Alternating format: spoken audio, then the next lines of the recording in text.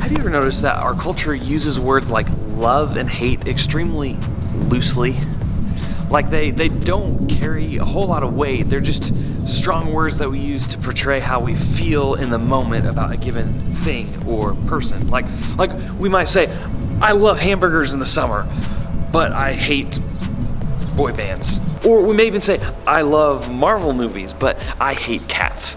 Right? You get the idea. We live in a love-hate culture. We've made so much money off of the idea of love in our society. Like any best-selling book or movie or show or whatever, anything that's a captivating story, it all centers around the idea of love. As Americans, our country spends about $20.7 billion a year on Valentine's Day. And in church, we always talk about God's love for you and how you should love one another. But on the other hand, we also live in a culture that loves to hate on things, hate on celebrities, hate on TikTok stars, hate on the things that we don't like, hate on the opinions that we disagree with. In fact, people have made their whole careers and livings around the idea of hating on other things and people. Sometimes we even hate on the people in our very own lives, in a private group text, of course. And we may not always share it out loud, but you and I have opinions on everything from different people in our lives to ideas. We have our opinions on everything, and sometimes we share them, but sometimes we don't. So if love is such a big deal, then why does hate, specifically hating on other people, seem like such a natural thing in our lives?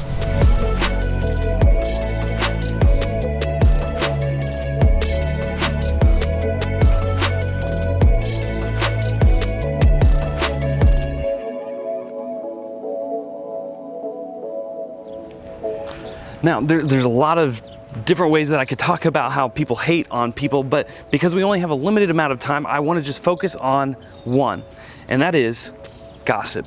Now, before you go rolling your eyes and thinking, oh, I hate those people who gossip are the worst, right? Just stay with me for a second, because you might be thinking like, well, I don't gossip, and most of the time we don't see the stuff that we're saying as gossip. So you might say, I don't gossip, but I know people who do. But the reality is, no matter what you want to call it, whether it's, talking bad about a friend or somebody else at school behind their back, or prayer requests, whatever you want to call it, we all struggle with it from time to time and in different ways. It just manifests itself in different ways in each of our lives. And so in order to move forward and to figure out how we can do a better job of not gossiping, we've got to identify first the areas that we are gossiping and why we might be doing it. And with how busy that most of us are with school and different activities, and maybe not the last couple of months, but maybe because you have more free time, this has become more of an issue. But regardless, the question is, why would any of us spend any of our time talking about things that downplay somebody else's life? Why do we sometimes have such a strong urge to talk about other people in negative ways? I think there are several reasons behind why we might do this. The first is, let's just be real and call it what it is. We're covering our own insecurities. If we can come off as the expert and point out what's wrong with other people and with what that person said or what that person did or how you would have done it differently, well then it can paint you in a really good light and kind of cover up for your own shortcomings. Sometimes it's just easy bonding, right? You can connect with people on a mutual hatred of somebody else pretty easily. And so you can score easy relational points by bashing somebody else. Sometimes it's just kind of fun to talk about other people's failures and maybe just other people in general, or things and ideas that we disagree about, and the different things that we would do if we were in charge. And sometimes it's just fun to dream and imagine those kinds of things, but it turns into something that's just really not helpful. Sometimes we may just gossip out of pure competitive advantage. It makes us look better when we can be the critic and point out everything else that we see wrong in the world. It makes us feel important to be able to have that kind of insight and to be able to just point out everything wrong with everything else. Some of you are a little more direct. You wouldn't even call it gossip because you're just saying, I'm just telling it how it is. This is just the truth. And you're kind of hiding behind a facade of truth in order to give you the right to talk about something you have no right talking about. But sometimes really just gossip happens out of an innocent intention. Maybe we have good friends, and so we share every part of our lives with our friends, even when that includes the other people in our lives. And so sometimes innocently, our conversations just steer towards gossip, and sometimes we recognize it and it kind of leaves us with an icky feeling, and sometimes we don't even recognize it. And sometimes, unfortunately, it comes at a relational cost when other people find out that you were talking about them and you didn't mean it in that way, but now you've got to go mend fences.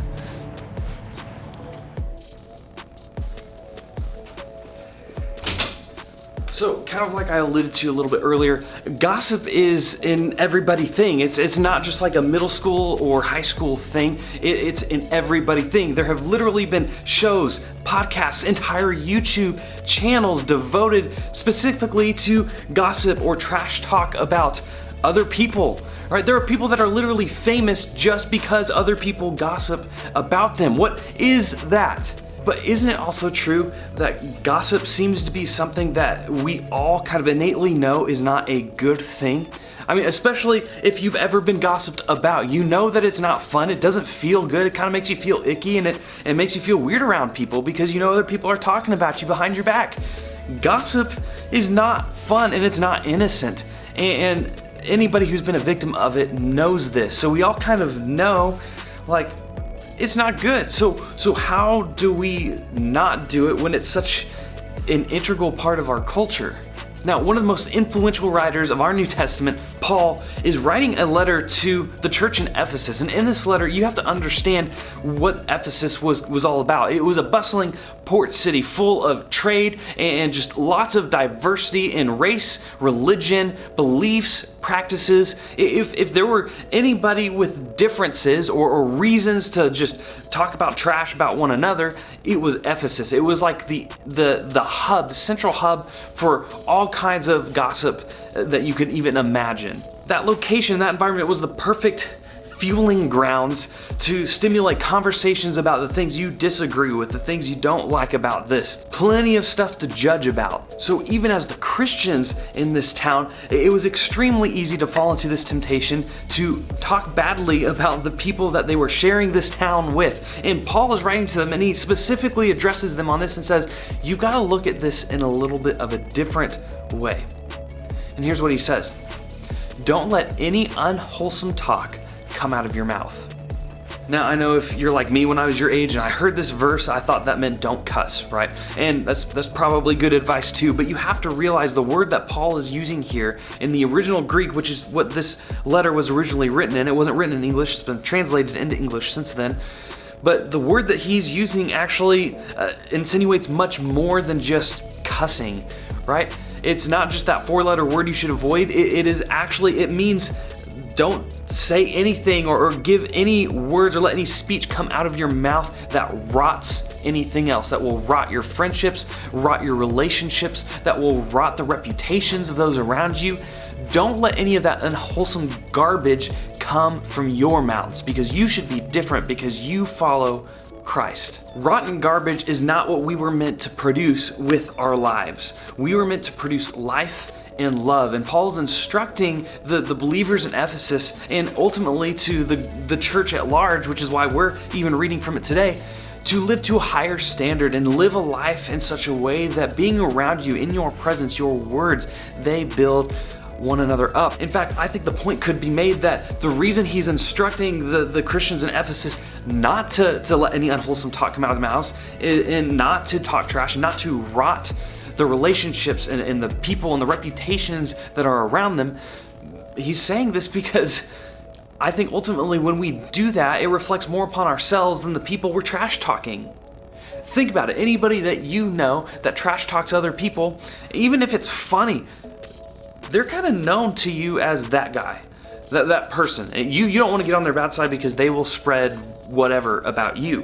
Those people are remembered for the way that they trash talk other people, for lack of better terms. They're known for having the inside scoop on other people, and you know, that kind of says something about their character. And Paul is saying your character should be different. unwholesome talk that comes out of you is not a reflection of the things around you that you're unwholesomely talking about. The unwholesome talk inside of you actually reveals something that's unwholesome within you. And I love the way that Mark quotes Jesus in his gospel when talking about this issue. Jesus is saying, it is not what you put in your body that defiles you. What defiles you is what comes from your own heart. Basically meaning it's not the stuff around you that you're talking about. It's not the people that you're talking about that is making you unwholesome or unworthy or devalued or whatever. It's actually what's coming out of you. Another passage says it like this: out of the overflow of the heart, the mouth speaks. It's revealing something inside of you, something that Paul wants to pull out of you and address, something that Jesus wants to transform inside of you to make you more into his image of love and life. See, it's more than just about the words you speak. It's about the motivation that causes you to speak and have conversations in certain ways. It's an issue of the heart. In fact, Paul goes on in that verse and he continues. He says, do not let any unwholesome talk come out of your mouths, but only what is helpful for building others up according to their needs, that it may benefit all of those who are listening. What is your life speaking to those around you? If people are listening to the words you say, are they building others up or are they tearing them down? Are they elevating yourself or are they bringing others down? Or are you helping others with your words? Are you being beneficial? Are you being light and salt? Paul's ultimately saying to think about others when you're talking about others. It's actually very simple. Think about others before you think about yourself when you open your mouth. Think about how much healthier your friendships would be, your schools would be, all of your friendships and relationships. They would be better if you just chose your words in such a way that built others up. Even when you have conflict, even when you have things that you disagree about, even when you have things that you want to address in somebody else because they've hurt you, you can do it in a loving way, in a way that edifies the relationship and builds one another up. If you choose to build others up, then that means you are choosing your words in such a way that helped protect the people you're talking about, that build them up, maybe even encourage them rather than bashing them. In fact, even when it comes to conflict or maybe even sin in other people's lives, rather than bashing them or talking bad about them, check out what Jesus actually instructs us to do in Matthew chapter 18. He says if your brother or sister sins, go and point out their fault just between the two of you.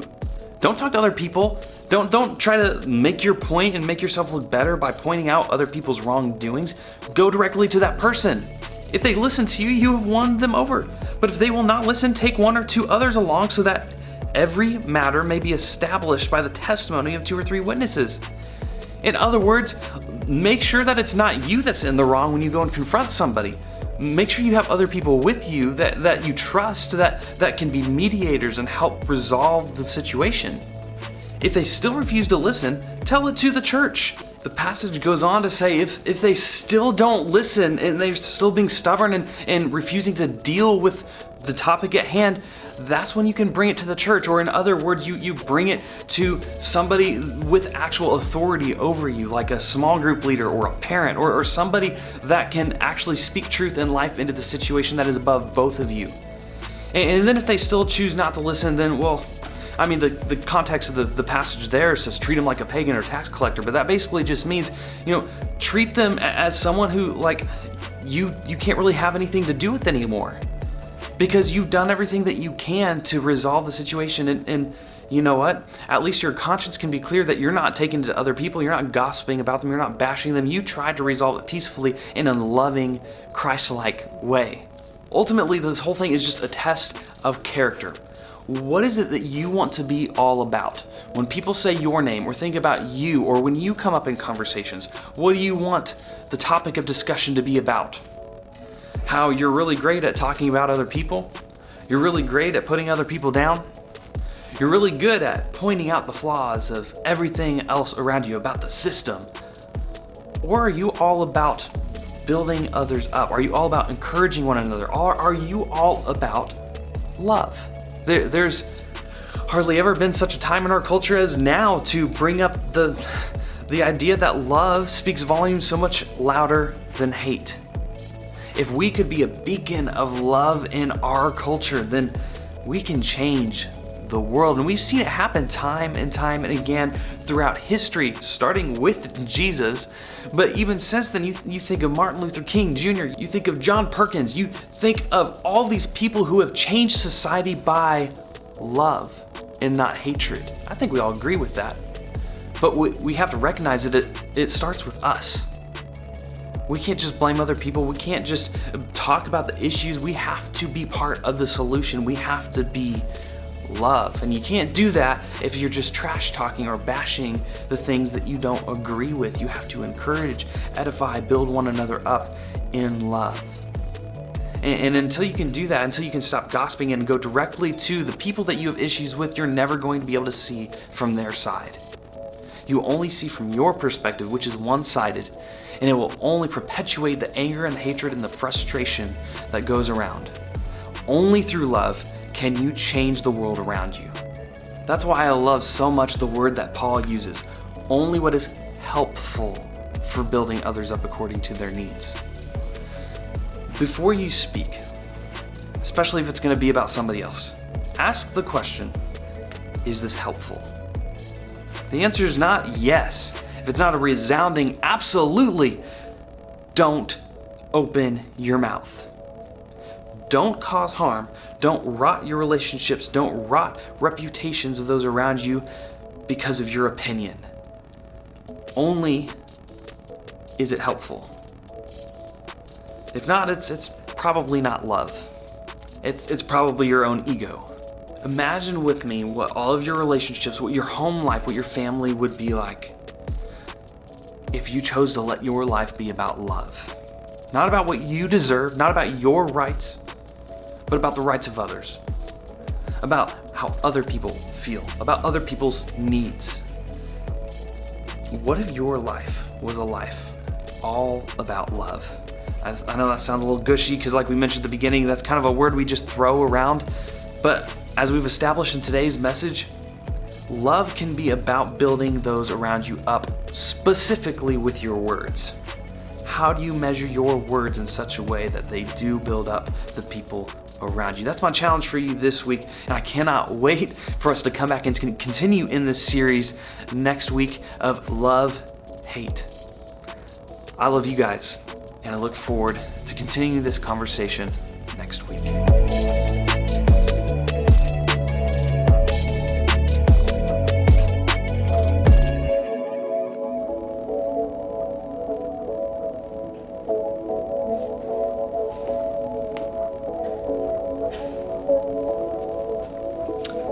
Eat it, Twilight. Knees weak, arms are heavy. Mom's spaghetti. I have no idea what I'm doing, but I know I do it really, really well. Also, I can pull this off better. See, I stole Zach's notes this week. I was told to tell you that my dog pooped on my preaching notes, but actually I just stole them. And I hacked into Zach's Instagram account. Have you ever heard the tragedy of Darth Plagueis the Wise? Zooey, mama. You could shop at 5 or 6 stores. Or just one. My sunburn is peeling. Ew, gross. Well, maybe he'll actually work them into his message next week. Catch you on the flippity flip.